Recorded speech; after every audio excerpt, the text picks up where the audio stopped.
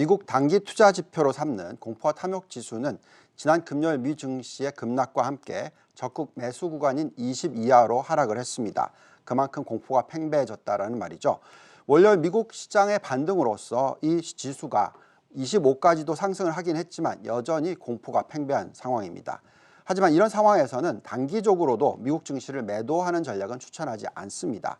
지금 금요일 하락장에서 미국의 신규 고용 지수가 나왔었는데 그 지수가 예상치를 크게 하회한 점이 시장 하락을 이끌었습니다. 11월 미국 신규 고용은 21만 명으로서 예상치인 55만 명에 크게 못 미치는 수치가 발표가 되었고 이 부분이 시장 우려를 자극을 했었습니다. 하지만 이 신규 고용 수치보다도 다른 고용 지표들에 더 중점을 둬야 된다라고 말씀을 드리겠습니다. 미국의 10월 실업률을 보시면은요, 4.2%까지 하락을 했고 예상치인 4.5%를 크게 하회하는 경우이고 완전 고용에 한 발짝 더 다가가는 그런 모습이 되겠습니다. 여기에 또 노동 참여율의 숫자도 61.6%에서 61.8%로 상승을 하면서 전반적으로 고용 시장이 좋아지고 있다는 것이 사실이다라고 말씀드리겠습니다. 미 연준이 미국 경기가 강하다고 말하는 부분을 뒷받침해주는 고용 지표라고 판단이 됩니다. 자, 신규 고용이 낮았는데도 이런 수치가 나오고 있다는 점은 약간 의구심을 가져다 주긴 하지만 아마도 월간 수치의 단기 변동성의 경우로 생각하셔야 될 것 같고 전체적인 그림은 고용 시장이 안정을 찾아가고 있다라고 말씀을 드리겠습니다.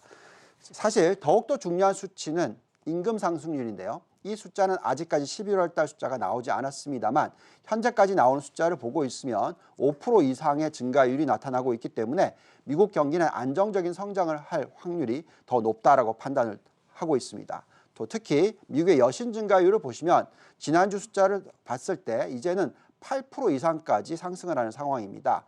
장단기 금리차가 0.5%포인트 이상일 때 여신 증가율이 오히려 올라가는 상황이 전개가 되고 있는 점이 중요하고요. 이 정도의 여신 증가율이라면 그만큼 경기는 안정적인 성장을 할 수 있다고 판단이 듭니다.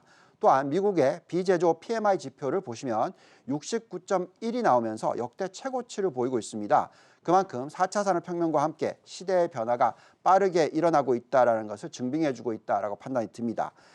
또한 미국의 유동성 지표를 놓고 판단을 좀 해보겠습니다.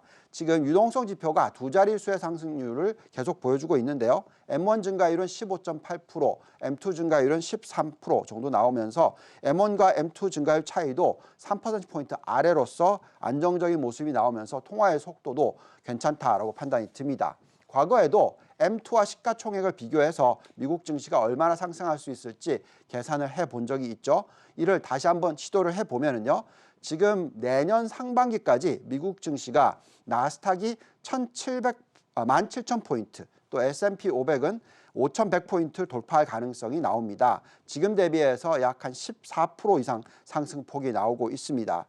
또한 이렇게 급등을 하는 게 아니라 오히려 천천히 M2 증가율 13%가 계속적으로 상승을 한다고 생각하고 내년 연말까지의 숫자로서 계산을 해보면 아마도 나스닥은 17,590포인트, 그리고 S&P 500은 5,350포인트까지도 상승 가능하다라고 나옵니다. 여기가 목표치라는 것이 아니고요. 그만큼 유동성이 풍부하고 거기에 따라서 미국 증시가 상승을 할 수 있는 그런 여건이다라고 말씀을 드리겠습니다. 자, 이럴 때는 그냥 미국 지수에 있어서 ETF를 활용하시는 것이 가장 좋고요.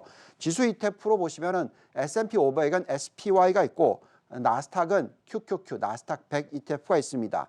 투자 비중은요. 가치주 30, 성장주 70으로 가져간다면 SPY 30%, QQQ 70%로 가져가는 것이 적절하고요. 만약에 가치주의 비중을 더 높이고 싶으시다면 SPY를 40%, QQQ를 60% 가져가는 전략도 유효하다라고 판단이 듭니다.